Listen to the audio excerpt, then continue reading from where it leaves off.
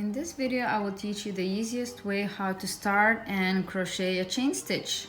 Chain stitch is the basis of most of the crochet patterns out there. So to begin, put your hook under the yarn, spin it around, then wrap the yarn around the hook and pull it through.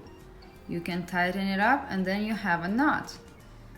Now to continue, wrap the yarn around the hook and pull it through the loop.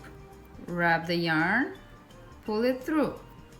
Wrap the yarn and pull it through. Continue this way until you have the necessary amount of loops on your chain. Yarn around and pull it through. Yarn over, pull through. Here you have a beautiful chain.